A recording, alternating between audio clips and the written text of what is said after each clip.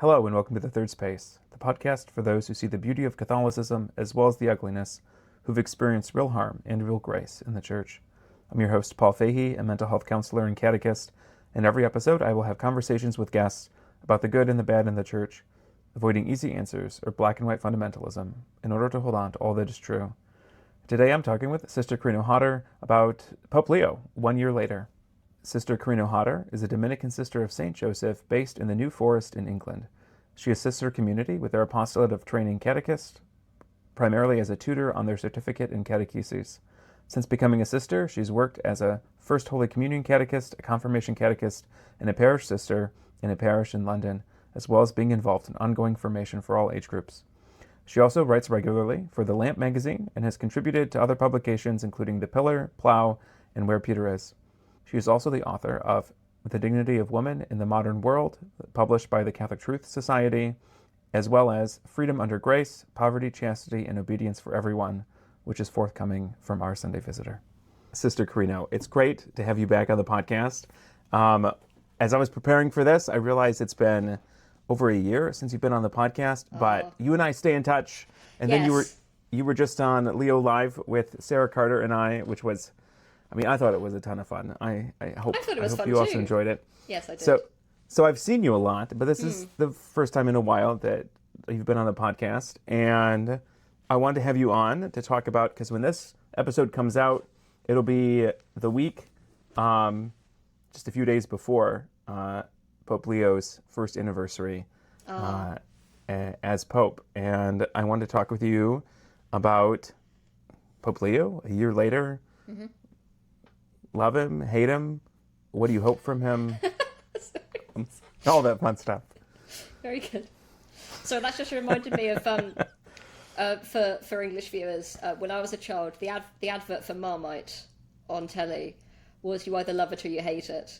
And I feel like we're starting to enter a similar era with popes, but let's put that to one side. Let's leave them. Sorry.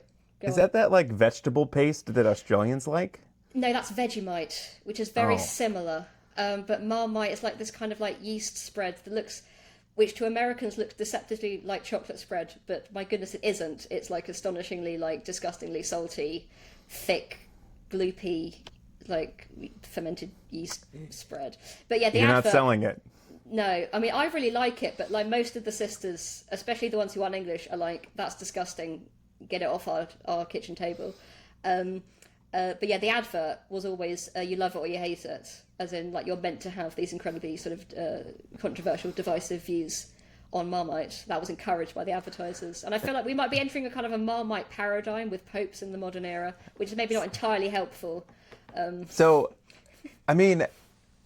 did seem like, was Pope Francis the Marmite Pope, right? Because there did seem to be a like love him or hate him mentality, and maybe that's the place to start with Pope Leo. True. Yeah.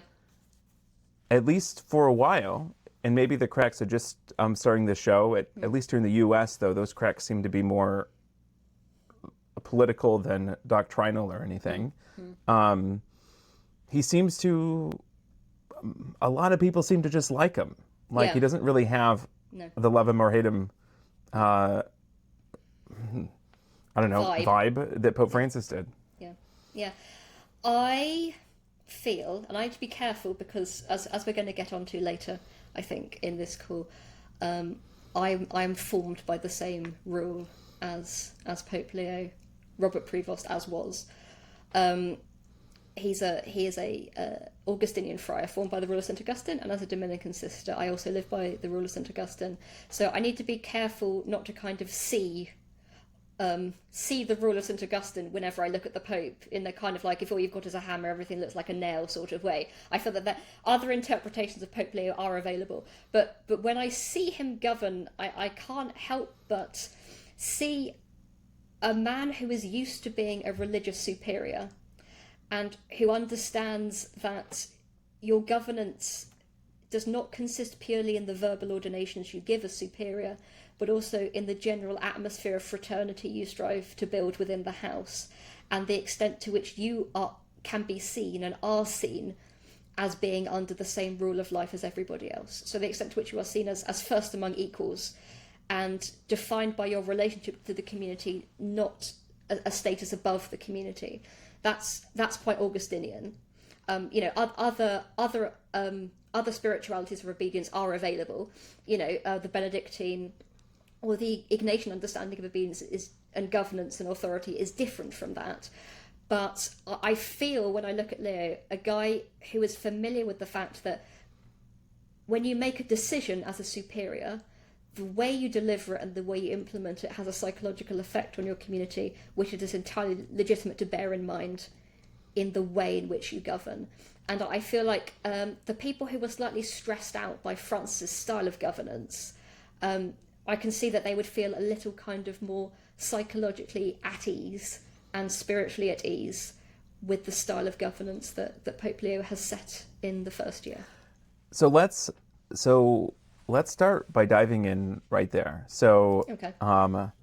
I am not a religious, and I only have a very external perspective. And I mean, honestly, for the longest time, I was like, aren't all religious the same? So they all look weird, got weird names. Yeah, do weird things. When you are a rural Midwest Catholic, I mean, I'm not even sure I met a religious until high school or later. Yeah. So, you and I have talked, we've had several conversations over the past year where you've made that observation where you see an Augustinian style of governance coming from Leo, and you've juxtaposed that to Francis governing as a Jesuit. Can you unpack what you see those differences being, and then how you see those differences playing out, and how each of those men governed as Pope? Okay. First of all, I'm going to set some terms here, because your Jesuit listeners might be getting a bit stressed at the thought of a non-Jesuit delineating, this is what Jesuit obedience is. I'm not going to do that because I'm not a Jesuit, and I've not been formed in any kind of Ignatian style of governance or even Ignatian spirituality. But all I know is Dominican life. So it's Augustinian. It's that Augustinian influence sort of mediated through the Dominican history and spirituality and so on. But one of the things that really characterizes Augustine's idea of religious governance as we find it in the rule is the idea that we are seeking a unity of heart and mind.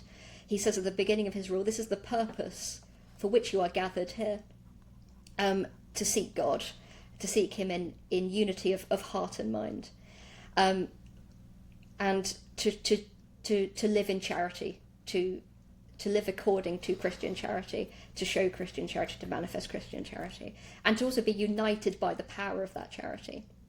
And then he ends the rule by saying, you are to observe these precepts not as slaves under the law, but as free men under grace.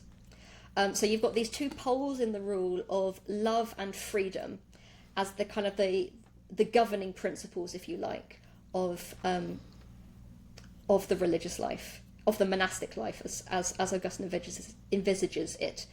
So far, so uncontroversial. I don't think you'd get any religious who says, love? That's got nothing to do with my sense of authority and obedience. Freedom? But the exact way in which this plays out for Augustine is he is very focused on this idea of interpersonal unity. But at the same time, he has a great sense of diversity within unity. So one of the things that's quite striking about the rule, I think, when you first start sort of studying it as a little naive novice, is that Augustine starts off his rule throwing out these big, dramatic theological concepts like love and unity and so on. And then the next thing he talks about in the rule are some quite prosaic things like the distribution of food and clothing. And the idea that not everyone is as strong as each other, so not everyone can fast for as long, not everyone needs exactly the same stuff. So you see, you've got unity, but then you've immediately got diversity within unity. So we're not aiming for uniformity. We're not aiming for uniformity in this unity. Actually, the individuality of each person within this unity is to be respected and safeguarded. And when we talk about unity on the level of heart and mind, that means what we're aiming for in our governance is a very deep unanimity of, I do this, but I know why I do it, and I know why it is good for me and the community. So there's a very strong emphasis on the community and on the common good, whereas in other monastic rules or religious rules, you might get more of an emphasis on the relationship between the superior and the subject.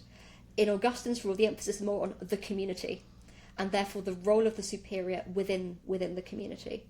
When you hear Leo talk about unity, which he does quite a lot, this spiritual unity he's talking about is something that would have been very important when he was living in community as an Augustinian friar. You're aiming for that unity of heart and mind where you, as a religious, you know what you're doing, you know why it's good that you're being asked to do it. You actively desire to do it because you know it is good. So you've got that unity of heart and mind. In the Dominican tradition, one of the ways this plays out is the role of the chapter. So in Dominican governance, a lot of stuff is voted on compared to other forms of religious governance. I remember I was talking recently, or relatively recently, to a Benedictine nun. I'd gone to visit her community just to chat about some stuff, and we had a long discussion, and we really hit it off, and it was lovely. And then we were talking, and then I just mentioned, like, oh, when we voted on this in chapter, and she went, you get to vote on that? You know, because for her, that would be the decision of the abbess. And that's just a legitimate difference in our forms of governance. What that means is the way that Augustinian authority and obedience is understood in a Dominican context is in the chapter. So when the finally professed sisters, the sisters who are permanently incorporated into the institute of religious life by final profession, so profession unto death, when we meet and discuss things, you are being obedient when you express your opinion honestly, because that is what that forum is for. That forum of the chapter is not for the prioress to just like announce what's happening. We'll go, yes, sister. It's like, no, actually, we're going to discuss this and we're going to have a secret ballot voting on it. And then the role of the superior in that instance is to enact the will of the chapter.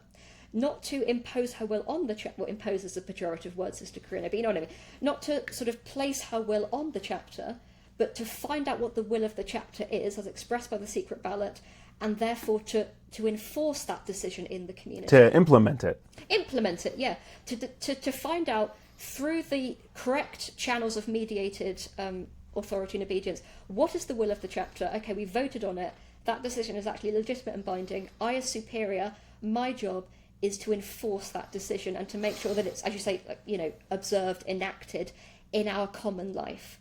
So there is this great sense of the importance of the community, of the unity of the community on a deep level, not on the level purely of external conformity. Because actually the external conformity, the fact that we all kind of look the same and dress the same and do the same stuff, that arises from a deeper unity on the level of heart and mind, which in a Dominican context is usually is hard won in the forum of the chapter where things are discussed and often voted on.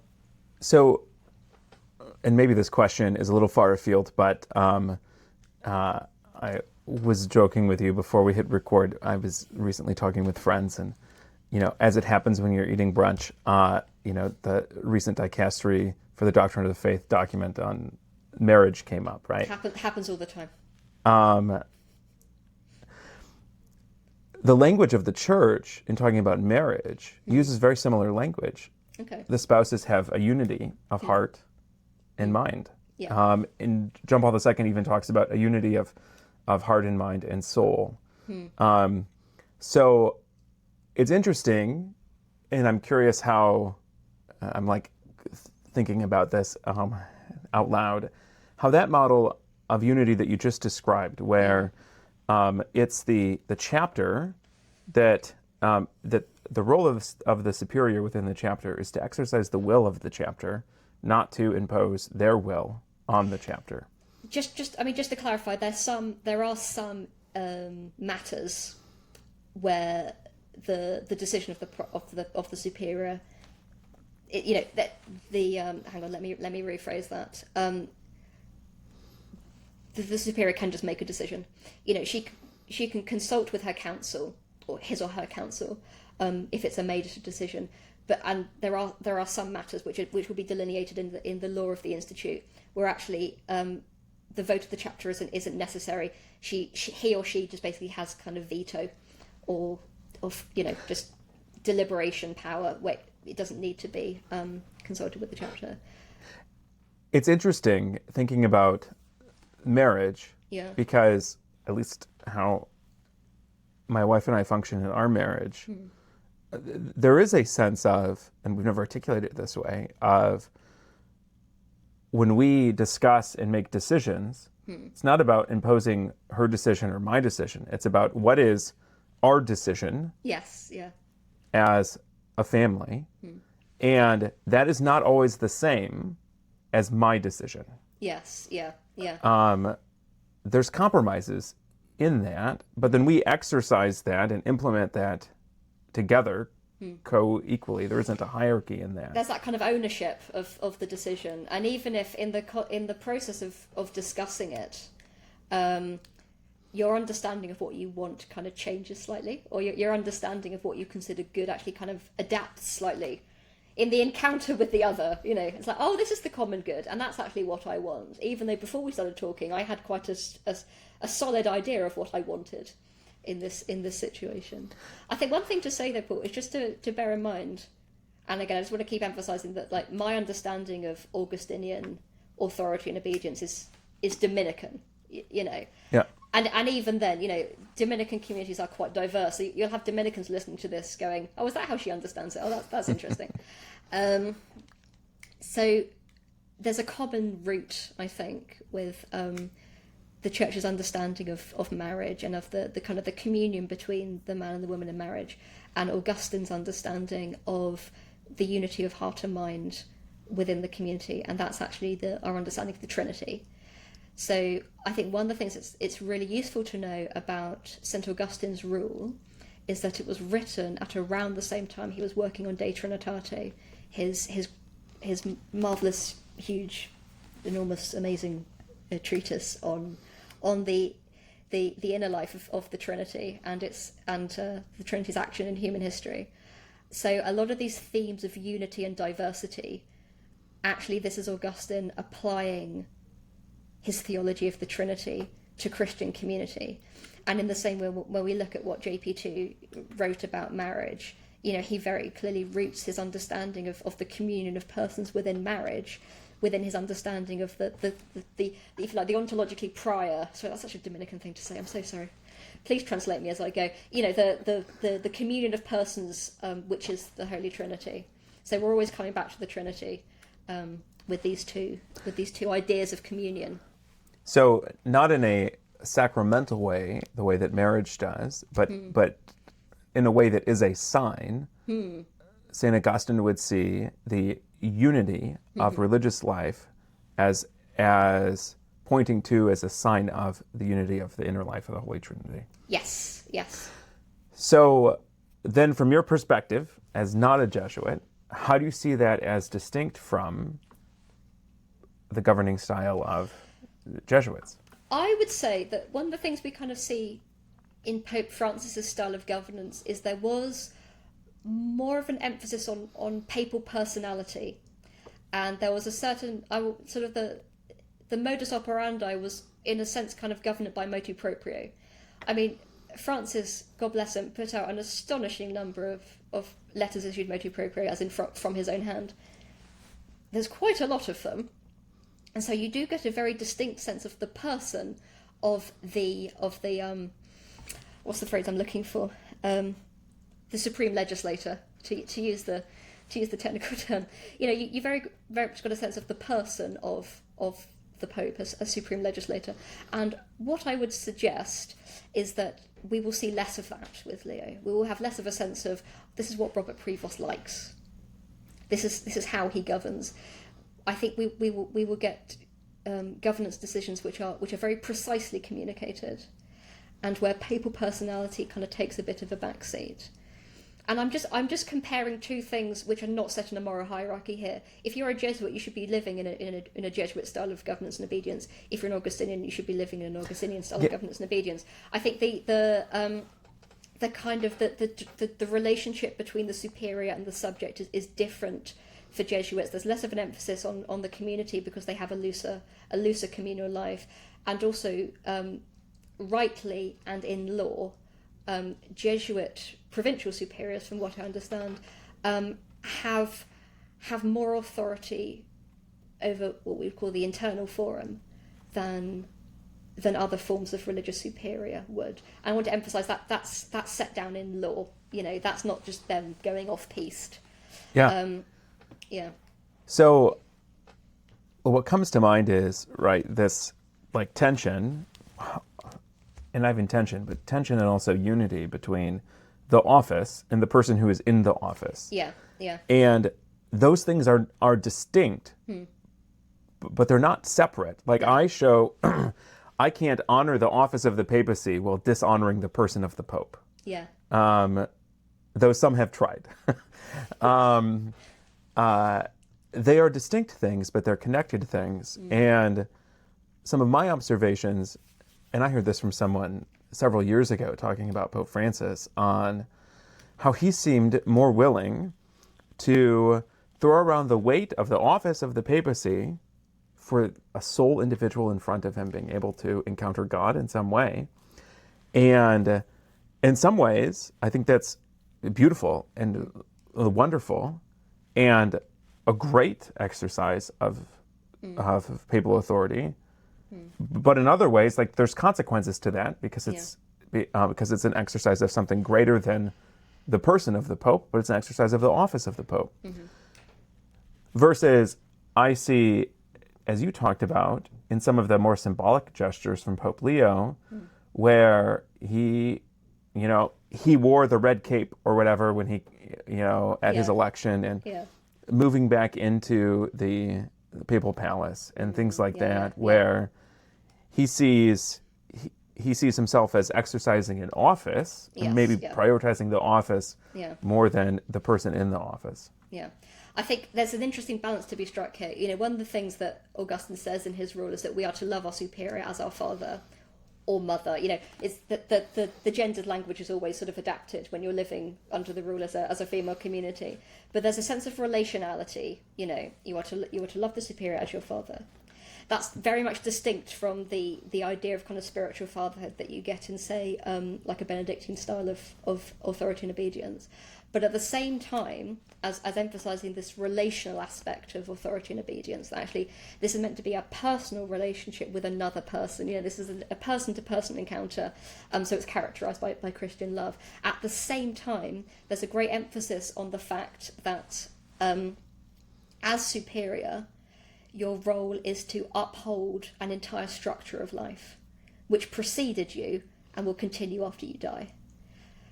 At this point, Paul, can I pause, because the sun has just come out from behind a cloud for the first time in about 5 years, because I'm in the south of England. Do you mind if I just pause and pull the blind down? Absolutely. Oh yeah, so upholding the structure of the life, that's really kind of embedded into the kind of the Augustinian Dominican idea of governance. Can I give an example? Yeah. So there's a Dominican priory that myself and another sister used to visit quite a lot because we worked in the parish attached to the priory. And under the previous prior, we were allowed up into the choir stalls during morning prayer and evening prayer. So we prayed morning and evening prayer with the rest of the community in their choir stalls. And the previous prior said that I'm giving you permission to do this. We don't usually let other religious from other communities come in, but you're working for the parish, you're part of the Dominican family, you can come up. When a new prior was elected to that priory, and Sister Lucy and I went to visit again, we checked in with the prior, are you happy for us to still come up into the choir stalls? And he said, what did my predecessor do? And we said, he let us come up. And he said, well, I'll be continuing that. If that's kind of the if that's the standard that was set, if we let you two come into the choir stalls, there was an understanding in the community, because you're part of the Dominican family and you worked in the parish, you can join us. I will continue that. So he had a very strong sense of, he might have had a personal opinion on whether or not that was that was appropriate. But the community as a whole were of the understanding that Sister Carino and Sister Lucy can join us in the choir stalls because, they're part of the Dominican family. They used to work in the parish. And so he understood his role as to continue what is mutually understood as how we live our life and kind of how we do things in this community. And, having been in religious life for a few years and, seen the changeover of superiors, it is really it's a balance to strike, that sense of, I am my own person, I am an individual. So when if I'm a superior, if I'm sitting down with one of my sisters, they're relating to me as a person, not as some kind of like cardboard cutout, like AI avatar superior, like the superior. No, I'm a real person to them, and we've got history, and I love them as an individual. But at the same time, when I speak with authority, I am doing so in order to uphold a commonly understood idea of our common life.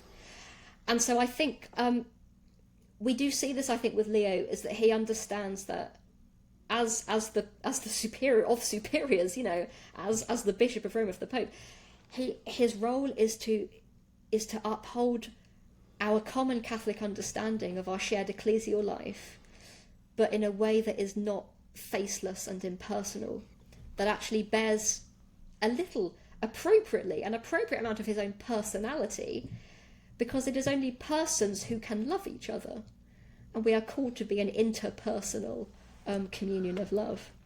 So, if the risk of a pope swinging too far into personal over office is that the governing can either become or look very capricious, or arbitrary is the word I'd use. Yeah. Then what's the concern of the pendulum swinging the other way, where the person kind of just gets completely subsumed into the office? Is that I would say governance would not take into account the fact that human life is astonishingly messy, and that there are exceptions to every rule, and that your superior needs to be able to look at you and say that the rule is this, small r rule. I don't mean like big R rules in Rule of St. Augustine, Rule of St. Benedict. The rule is this, the understanding is this, but for reasons specific to you, you don't quite fit that. I'm not going to treat you as if, you're some kind of like, conveyor belt sausage factory religious who needs to fit some sort of mould. And we see this with things in community, like when you get older and you get tired later in the day, you're going to need to maybe dispense the older sisters or an older sister from night prayer, because she just can't stay awake for that long if she's had a busy day. So you can't have a superior who's like, well, actually, in our Aurarian, we pray Compline at 8:15 p.m. Like, you need a superior who can say, like, sister, you're not as young as you used to be. You've clearly had a really long day. You may go to bed early and pray Compline privately in your cell. So on like a micro level, you need to be able to say, not everybody fits the general rule. And actually, in every rule, there has to be inbuilt that ability to say, okay, a dispensation is needed here, a slightly different approach is needed here. And the key thing is that those dispensations and those alterations are being mediated through the correct authority. Like as a sister, you don't sort of say to yourself, I've had a long day, I'm going to just stay in my cell and pray Compline privately. You go to your superior and say, please may I. So the dispensation is always given through the correct authority. But like if you've got a sense of like, well, the rules, them's the rules, then you're not taking into account the fact that everyone is very different, and sometimes dispensations and slightly different approaches need to be taken. But also I think ignoring the fact that this system of dispensation and of taking things on a case-by-case basis is built into governance, like especially in the Dominican tradition, like it's built into governance that you will need to take that kind of case-by-case approach with people as long as you're doing it through the correct authority. Yeah. So, as you're saying that, what comes to mind is how much Francis excelled at case-by-case basis. Yeah. And I think of like Amoris Laetitia, where he was like, where he says things like the norm can't be used as a rock to bludgeon people with, that we have to be able to accompany people on an individual level, and that this has to be done through the organs of the local parish. Yeah. But at the same time, the norm provides stability, coherence, and a shared common ground. And I think people who would have followed the ecclesiastical news cycle under the Francis pontificate, I think reading how certain high-level alleged clerical offenders, for instance, were treated, would have been hard-pressed to draw out of those case studies, here is the common norm which is being dispensed from. And I think that is very dangerous for a community when there is no sense of this is the norm which is being dispensed from. This is the norm which is being slightly adapted in this particular circumstance.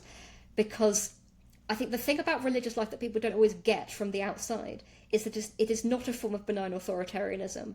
And actually when it's not some kind of like vaguely spiritualized tyranny where it's all fine because, the person destroying your interior life is called mother and wears a wimple, so therefore it's all fine and it's actually very holy and, you're a terrible Catholic if you criticize it. When you look at the ecclesial documents on religious life and when they talk about authority and obedience, they have as much, if not more, to say about the rightful limits on a superior's authority to which he or she must be themselves obedient as they do about what the subject, the sister or the brother underneath them, under their authority, is meant to be doing. The limits on religious authority are very clearly delineated for everyone's good. Yeah. And so actually the idea that when you enter a religious community, like you just give up on any common sense notion of, oh golly, I feel like I'm not a real person anymore. I feel like, my inner life is being crushed. I feel like my conscience is being ignored. In that situation, you don't say, well, that's religious life, because that's not. So yeah, that arbitrariness is very dangerous. And it's not part of being an obedient Catholic to feel like I've had all objective sense of where we stand thrown out from under my feet. So I went quite far off piece there. I mean, it is related to our original point, but I think it's worth saying that religious obedience is not you sign away your brain at the convent door.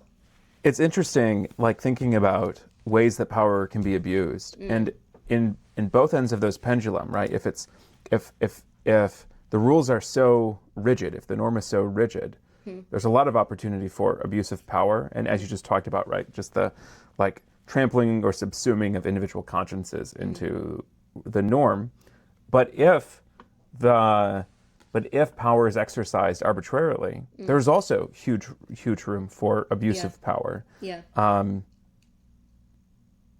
It's interesting. This has reminded me one of my favourite books on religious obedience, and obviously now that I've said it's one of my favourite books, the title and also the author have gone from my head. But it's actually quite it's a sort of a pre-conciliar book on religious obedience, and there's a point in it where the author, who's a Dominican friar, says something that religious women, so nuns and sisters, need to be aware of is that there is a distinction between being obedient and making your superior happy. And I thought that is very psychologically astute, because I don't want to go too far down gender stereotyping and all that, but you do, I think on a psychological level, you kind of see slightly higher levels of agreeability, compliance, tendencies towards people pleasing in women, and therefore it's really, really good to remember and just to bear in mind that you can be totally obedient and still kind of annoy your superior a little bit, and that doesn't mean you're being disobedient. Like when you've actually got that understanding that my role here is not to make mother or sister happy, that's very important, because otherwise, making the superior happy when it becomes an end in itself, that's not a basis for spiritually healthy or spiritually non-abusive community living. There's more here we can talk about, but there's more that I wanted to cover in the outline too. Yes. Yes. I like talking about norms. We have a norm for this conversation. Paul wrote an outline. As my superior in this instance, obviously he determines how we follow the outline. I go along with it. the outline that you previously agreed to, and now we're exercising the common good of the podcast. Exactly. So yeah, we've talked about how viewing Pope Leo as an Augustinian is helpful. Is helpful as a way of understanding and framing his pontificate. But then also, so there's this trope I've heard many times, I'm sure others have heard many times, of how John Paul II was the philosopher pope, and Pope Benedict was the theologian pope, and Francis was the pastor pope. And what struck me pretty early on in Leo's papacy is that he seems to teach like a catechist. And I had shared that a couple of months ago in our live conversation with Sarah Carter, and you seem to kind of jump on that, and that's not the first time I've shared it with you either. So, I wanted to throw that out to you. What about that observation resonates with you, that Pope Leo seems to teach more as a catechist? I'm going to be really Dominican. Sorry, I'm going to say that. It's some. I don't want to make too tight distinctions between being a catechist, being a theologian, being a pastor, and being a philosopher, and so on. Because I think anyone who holds a teaching office in the church, you need to be a mixture of all of them. But for the sake of let's introduce some distinctions to help keep things clear and so on. Yes, I like the idea that you suggested of Leo teaching like a catechist, because one of the things the church teaches in the sadly underappreciated Directory of Catechesis, issued during COVID as a book-length text, translated, I think, from the Italian. That isn't available free online. You have to actually buy the copy. Calm, Sister Carino, calm, focus. So in the directory, available from all good Catholic bookshops, in the directory it defines a catechesis is defined as a process of teaching and witnessing and accompanying, and there's a huge emphasis on the person of the catechist who is transmitting faith.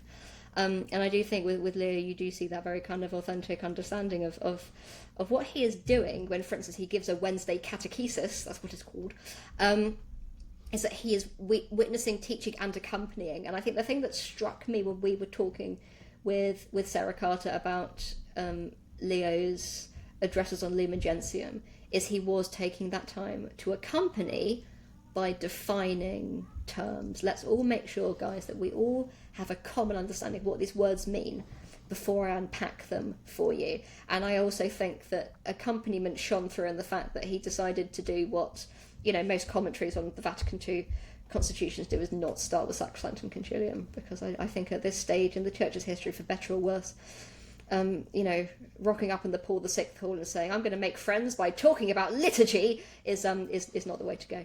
So I think that was quite an astute exercise of the accompaniment aspect of catechesis. But yes, I think you see that mixture of kind of witnessing, teaching, and accompanying.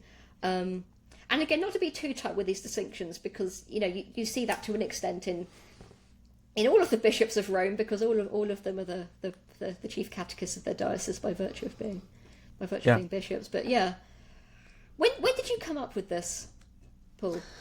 So I noticed it in, and some of it is in his style, like juxtaposed to Francis. I mean, Francis's teaching documents are like some of my absolute favorite things. But there's in Leo's style of teaching, there's a few different things. One is his teaching seems very keyed in to all of the post-conciliar popes. And he will frequently cite not just one, but usually 3 or 4. Like a little mix of them, yeah. To really place what he's teaching in that whole trajectory, right, since Vatican II. He also writes in a very concise way, but in an accessible way. So, like, and maybe this is more of a vibe thing, but reading John Paul II, in some cases, it was like trying to, like, there's like a circle. He would like circle around a point. I'm like, just like, say what you want to say here. Yeah. He was quite verbose, and I think also, like, why is everything in quotes? Like, why is everything in, like... and then Benedict was much more straightforward, but like pretty dense. Francis, is known for, if you can say it in 20 pages, why not say it in 100, right? Exactly. And some of that was just like really beautiful reflections on things, whereas Leo just seems like more accessible. Like there's a directness in what he's teaching, a conciseness, and a depth, but not like you have to like slog through it. Yeah. And though actually, now I think about that, that's also the canon law coming out, isn't it? I would say the precision in language and precision in terms, which I think is a work of mercy as well. When you can communicate clearly, then that empowers people, doesn't it? Really. So. And there's also like in a pedagogical sense, right? In the documents that he chose, the documents of Vatican II that he's choosing to go through his catechesis on first, he starts with Revelation and then moves to the church. He doesn't start with liturgy. No. And so even if you look at the catechism, even the structure of the catechism is itself catechetical. Yes, you start with the creed, and then you go to the sacraments, and then you go to the moral life, and then prayer. So he seems to have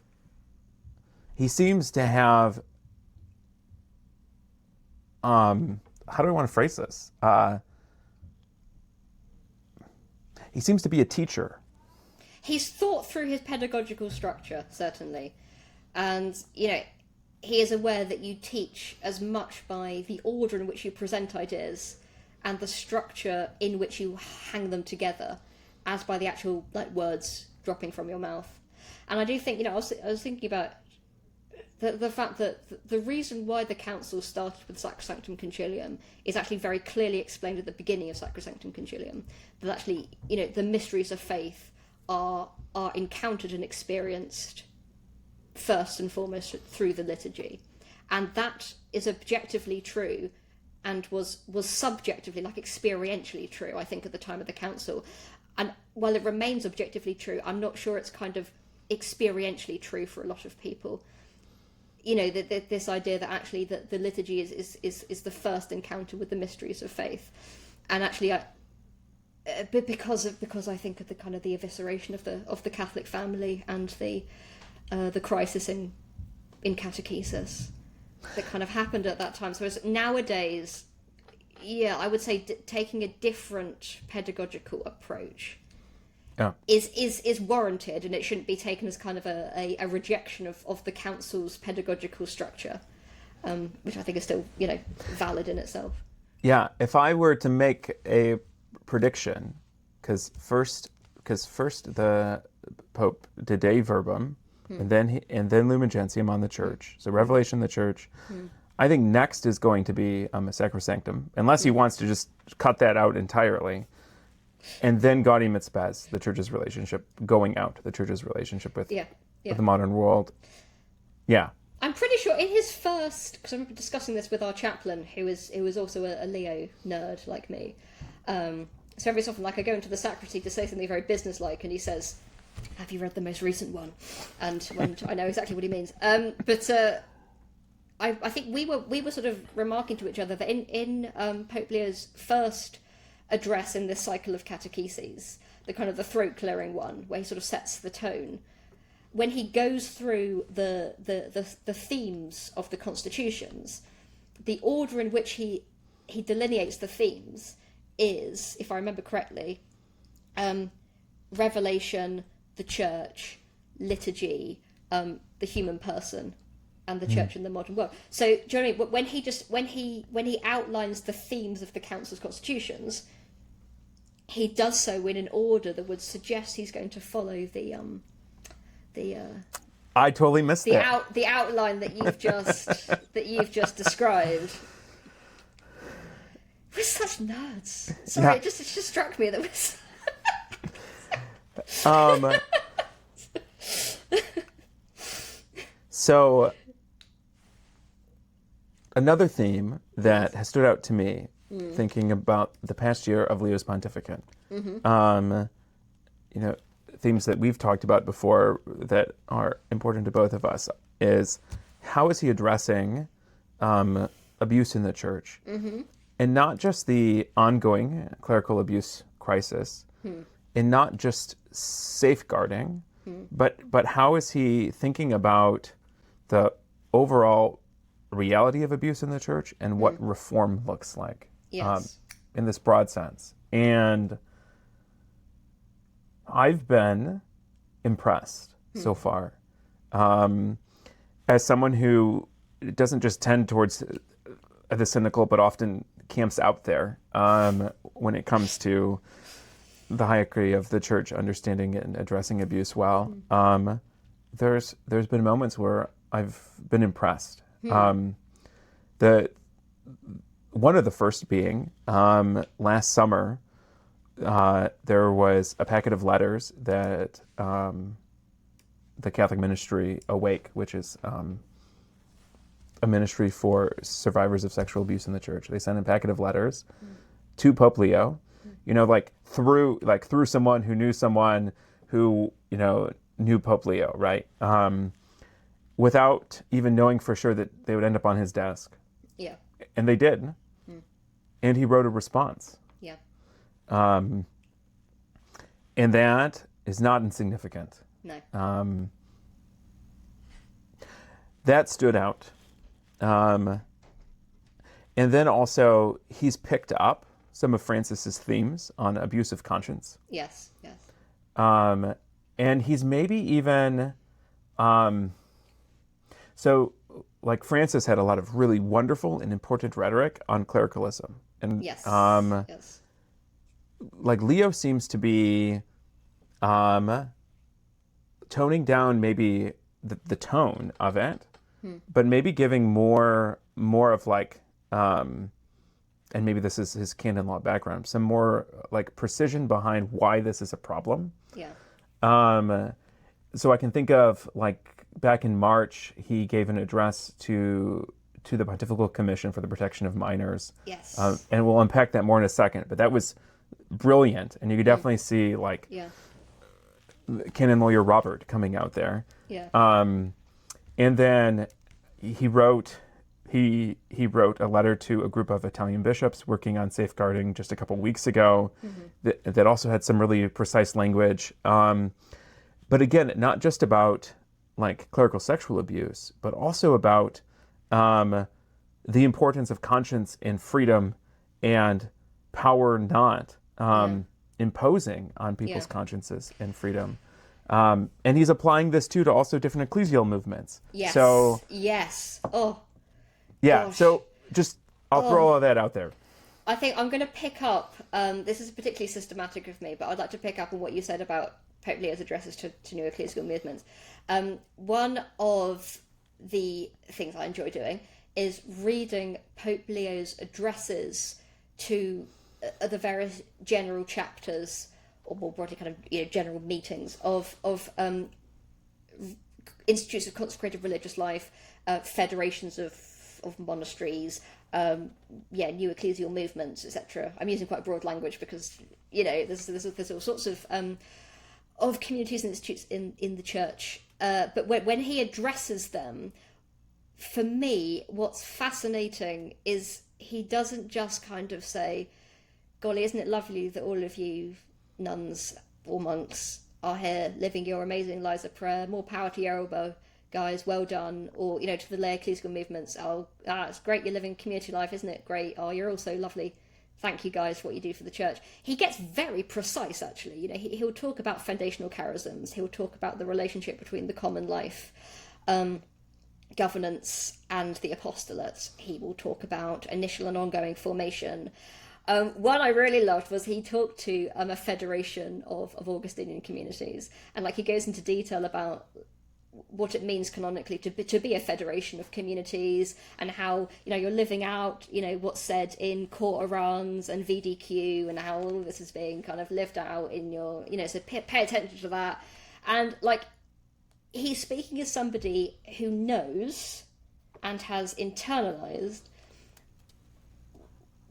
something which is the case about religious life, especially as it's understood in the 1983 Code of Canon Law and in the kind of conciliar and post-conciliar documents about the religious life and its reform and renewal, which is that religious life is both a spiritual and a juridic reality simultaneously. Like, you live out your charism in and through fidelity to your law, and your law should be infused with the spirit of your charism. Just getting away from that kind of antinomialist kind of like, you know, anti-law rules, why do we need rules kind of attitude that ironically pervaded the church when the Code of Canon Law was promulgated. But he's got this very precise understanding of the importance of law and the importance of the juridic aspect of religious life in the healthy and flourishing living of the life, which is why he can say some quite precise things. And also he's got that perspective then on the church's abuse crisis, because he knows that when you do not follow your law, when you do not have those boundaries in place, when you do not have that common understanding of the limits of authority and the rightful exercise of obedience, that is when people's inner lives can be destroyed in such manner that makes abuse more likely. So he's bringing that perspective to it very clearly, I think. And it doesn't seem to be an emphasis on law to demand this, like, to demand a type of uniformity. No. But it seems to be an emphasis on law because it's the law, or the law is one of the mechanisms to protect the most vulnerable within communities. Yes, and it's repeatedly emphasised in Perfecto Caritatis and all the subsequent post-conciliar documents on the religious life, that the reform and renewal of religious life and its health, its ongoing spiritual vitality and health, depends on the ongoing attentiveness to the proper law of the Institute, to being ready to follow it, ready to revise it, ready to make sure that it is fit for purpose, and that is what leads to the flourishing of a religious community, and stops it descending into those two extremes that we actually talked about earlier in terms of papal governance, of total sort of faceless rigidity, or a kind of a destructive arbitrariness, which means that basically a strong personality can overwhelm the sense of the common good. He also doesn't. He also gets behind the law too, or like the law is just. How do I want to phrase this? And you can disagree with me. Okay. The law isn't sufficient. So I had a conversation with someone, I forget when, about spiritual abuse, and they were talking about, so what specific vocabulary do we need to avoid in order to not spiritually abuse people? Mm-hmm. And when I was asked that question, I recalled a talk that I heard a couple of years ago from a Catholic therapist who was talking about spiritual abuse, who was asked pretty much an identical question. What words and phrases can we avoid to not spiritually abuse people? Mm. And his response was something like, it's less about the specific words and phrases, but it's about, do you have the disposition that the person in front of you has their own relationship with God, is actually free, yes, has dignity, and that you must be respectful of. And if you have that disposition, even if you get the words wrong, you have the capacity to apologize and get them right.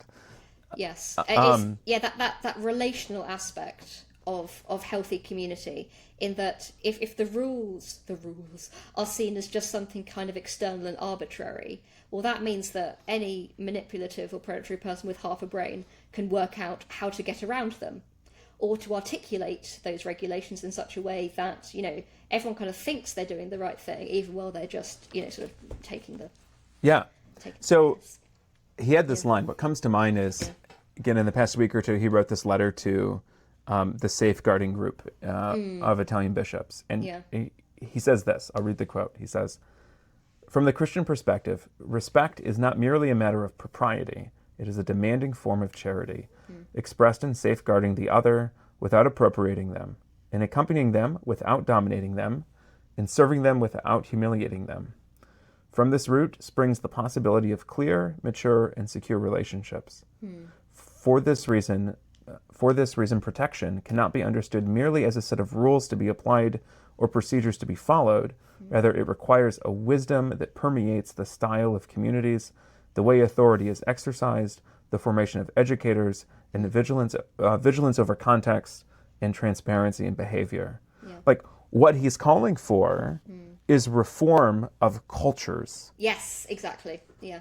Not just reform or implementation of law and policy, but the reform of cultures that sees that it is never in my authority to impose myself on another, or to try and possess another. Yeah.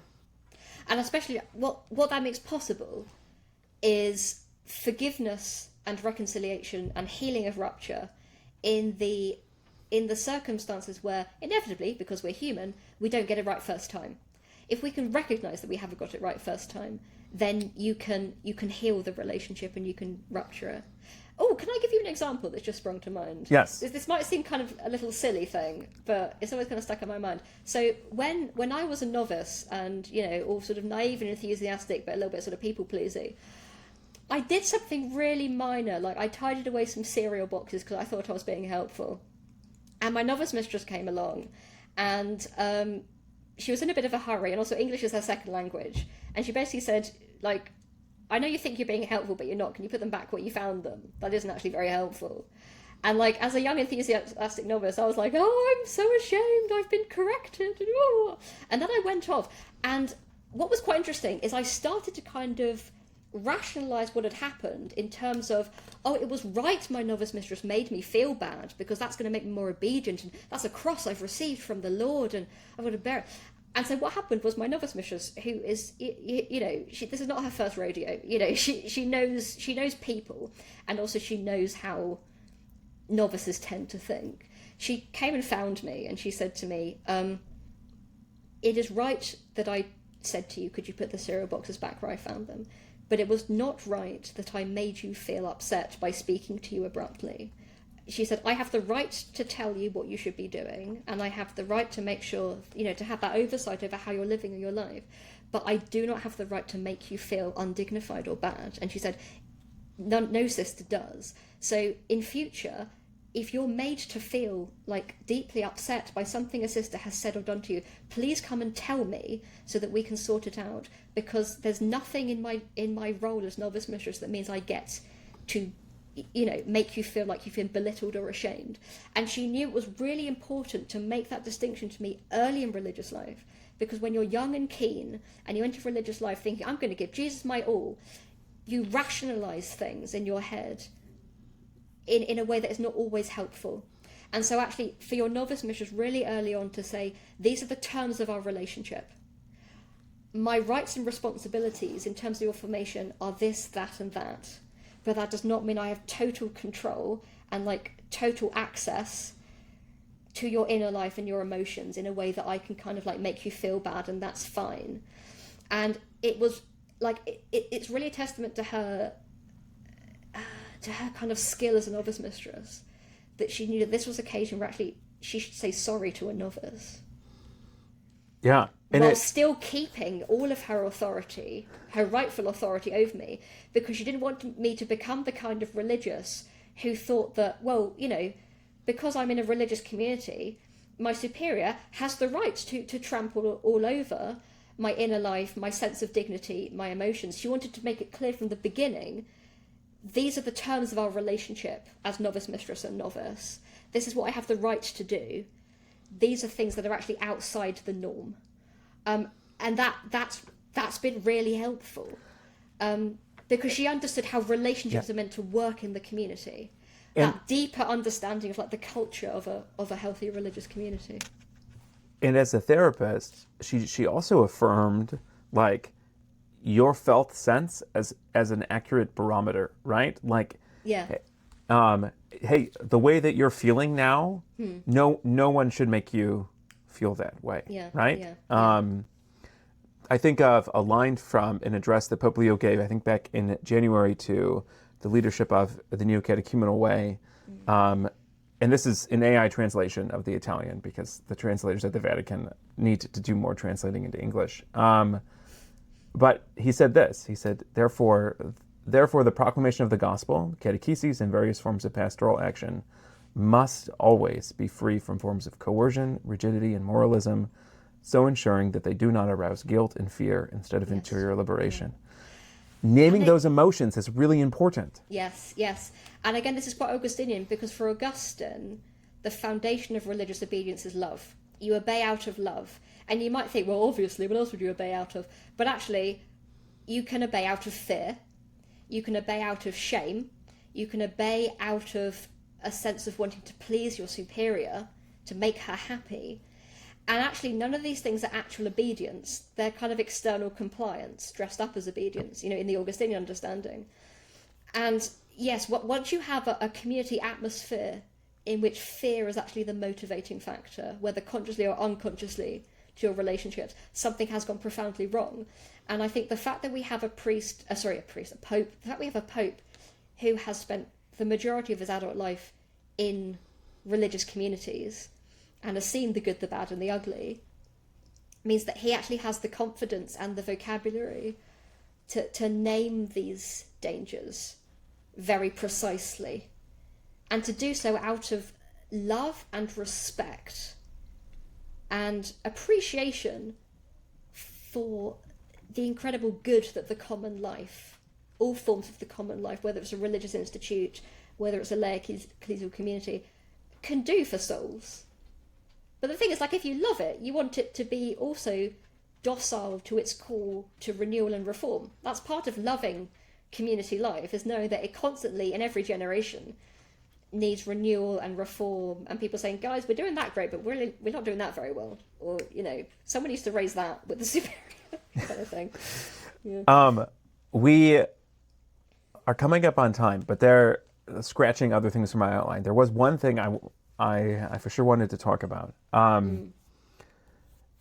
The Pope gave an address on March 16th to the Pontifical Commission for the Protection of Minors. Oh, yes. It was a very short address, but yeah, I'm going to read two passages from it, one towards the beginning and then one towards the end. He says, I likewise express gratitude to all of you, members and staff, for your service to the Church by protecting children, adolescents, and persons in vulnerable situations.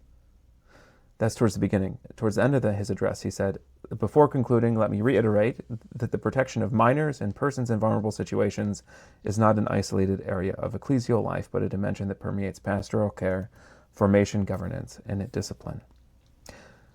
This immediately stood out to me because there's an active debate going on that has been going on, at least, formally since probably 2019 and Vocestes, but it was certainly being discussed before then of the Church in its policies uses this language of children and vulnerable adults. Yeah. But the way we define vulnerable adults is someone with a developmental disability. And it puts vulnerability on, there's two problems with this. One, it puts vulnerability on the person rather than the pastoral relationship itself, and the power imbalance inherent in relationships like that. Yeah. It also treats vulnerability as a deficiency, when in fact vulnerability is required in any type of trusting relationship, and it's a good part of being a disciple.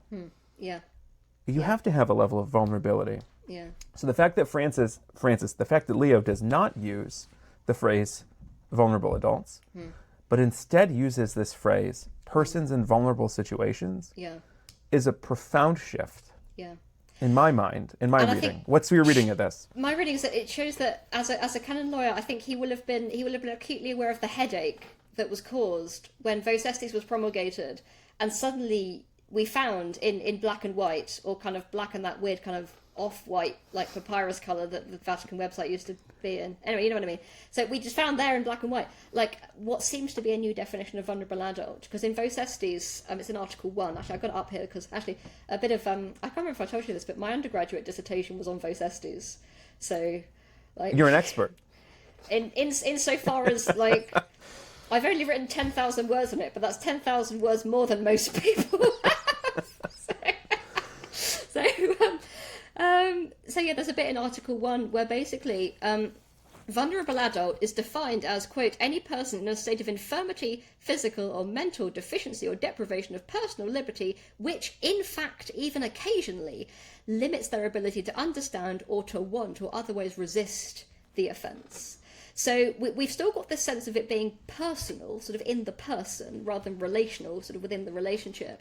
But there's a sense of it being transient, dependent on factors that are not permanent.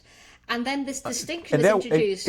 And that was a development from what came before, correct? Yes, definitely, because then the DDF had to issue a note saying, for the purposes of penal cases over which we have jurisdiction, we as the DDF, who deal with cases of sexual offences against minors by clerics, we will continue to define vulnerable adult in the canonical sense of someone who is equivalent to a minor in law due to not having the habitual use of reason.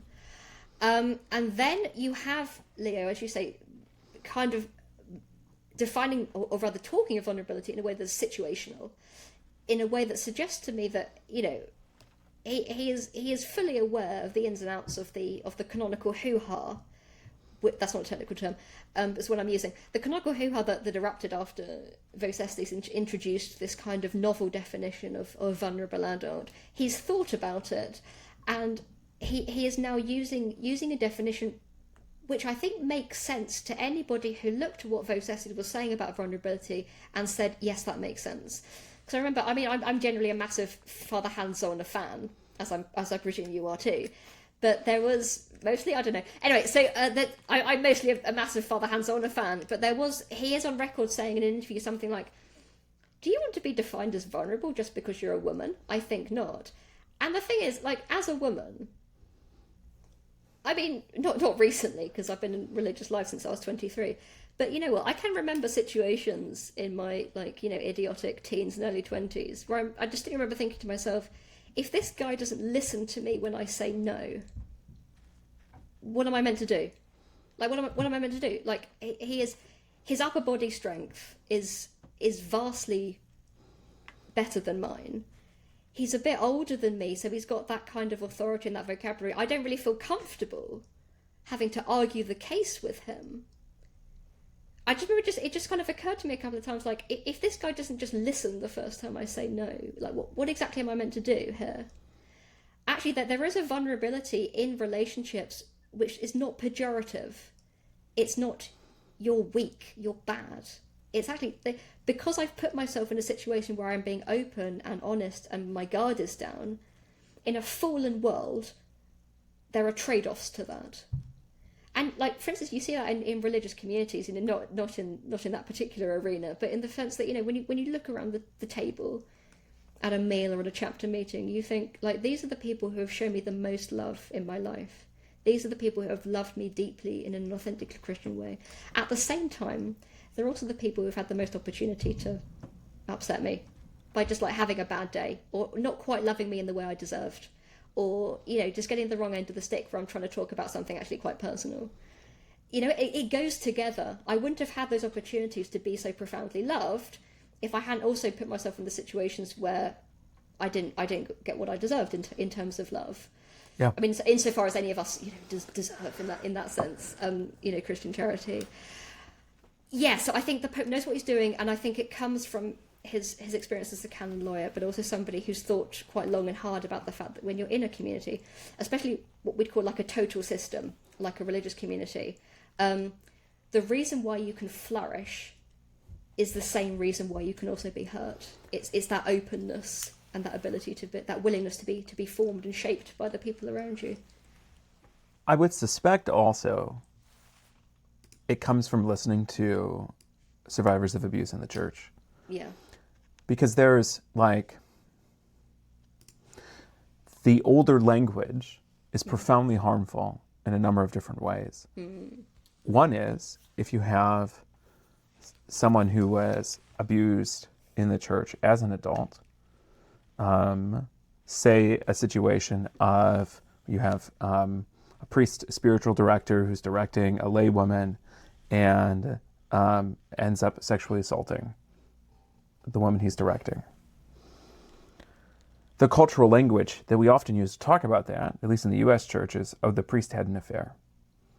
And we treat this as a consensual relationship. Yeah.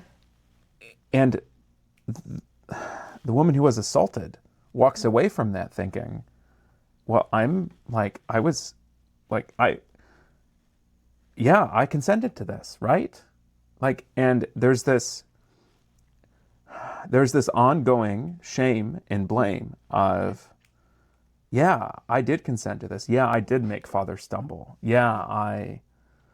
Rather than language that helps communicate that context made her very vulnerable. Yes, yeah. So you have, the language helps survivors to more truthfully understand and articulate their own experience and to advocate for themselves in that. Yeah, yeah. It also becomes the basis, I hope, of cultural reform that leads to actual policy reform. Yeah. Of, in a pastoral context, if someone is being vulnerable, I have more responsibility. Exactly, yeah.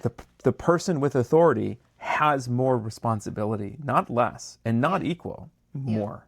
Yeah, yeah.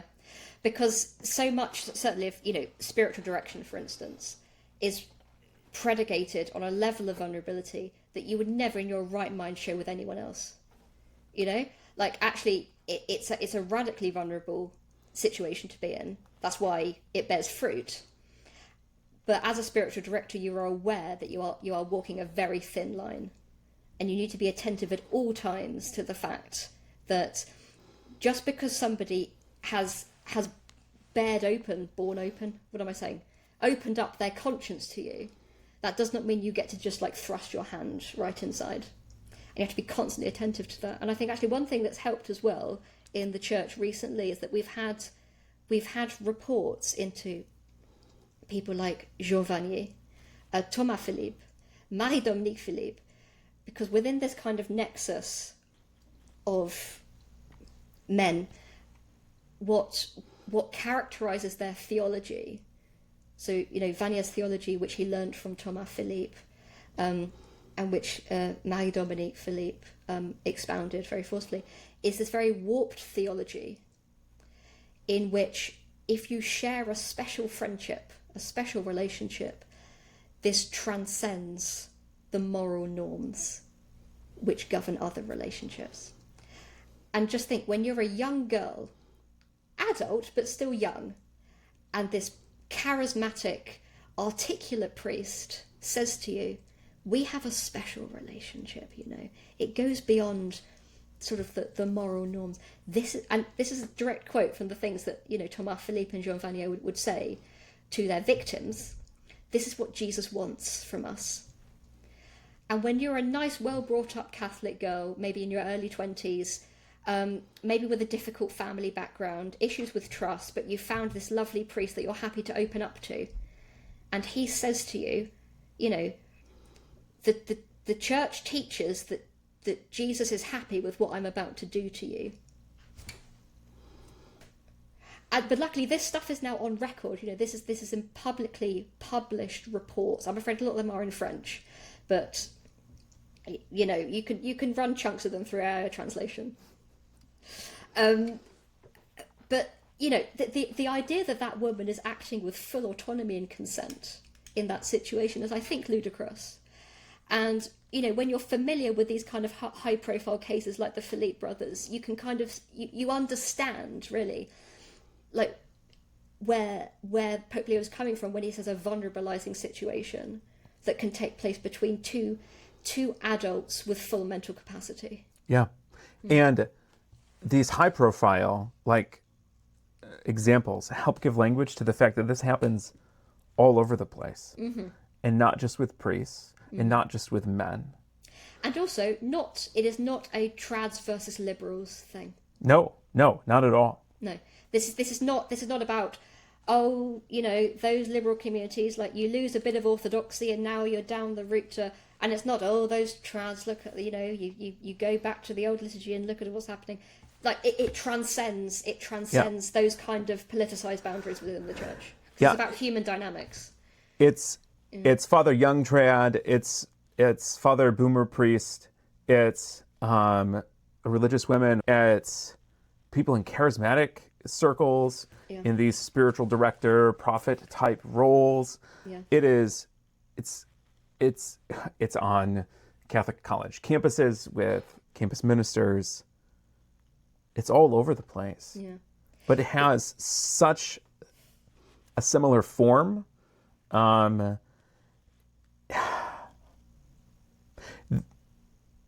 What Pope Leo said, in my mind, seems to come from someone who's listened to those stories. Yes, yeah. And who sees the pattern. Yeah, yeah, yeah. Because the patterns are there to be seen, because this is just deeply rooted in the dynamics of human communities. Whenever you have an imbalance of power of any description, these are the kind of things that come up, regardless of your theological priors, and in a fallen world. And I think that can be very liberating, because this isn't about attacks on our tribe. This isn't about, but if I say this, we'll look bad in front of the people who criticize us, because actually we're all in the same situation of needing to be attentive to the power that we wield over others in relationships. Yeah. I hope that this becomes a part of canon law, this vocabulary. Do you anticipate that happening? I think that, and I'm going to be very careful here, because as we sort of discussed off air, I have an interest in canon law, and in my undergraduate dissertation, I Trojan horse as much canon law as possible into an ecclesiology dissertation as you can. I just wanted to lay out that I don't have much competence to talk about this. I'm talking as just an interested amateur. But I would say that I think that the next development in the church's understanding of her own abuse crisis is getting away from the stereotype of all abuse happens between basically adult men and prepubescent children, in the sacristy, as it were.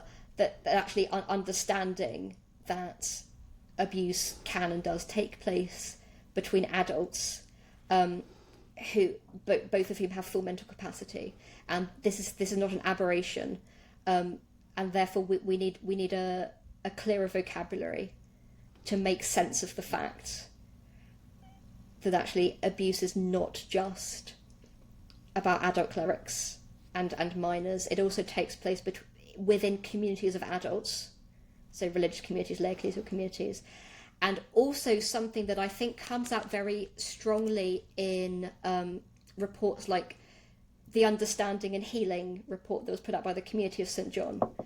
And I'm afraid, as far as I'm aware, it is only available in French, but if anyone wants to put out an official English translation, there's a lot of people who would be very happy about that. It's a very useful report, I would just like to say.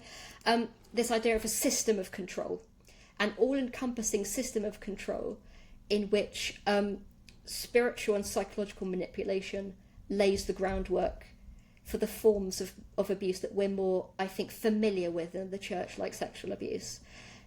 This is just the empirical facts on the ground, and it would make sense to me that the more that these empirical facts on the ground become kind of become articulated in reports, official reports generated by communities within the church, or by countries investigating the church from the outside, the more likely it is that this is going to be reflected in the praxis of the church's law, and therefore in the church's legal vocabulary. I would say it's kind of inevitable, because maybe this is very British of me. We're all very empiricist, we're not idealist really, philosophically as a nation. But my approach is, this is happening, therefore we need a vocabulary to describe it accurately, and a legal praxis to meet the facts head on. Yeah. Yeah. Sister, thank you so much. We went thank you. way over time. Have fun editing that, Paul. Is there anything that we didn't talk about that you were hoping to talk about? That's a dangerous question to ask me, Paul.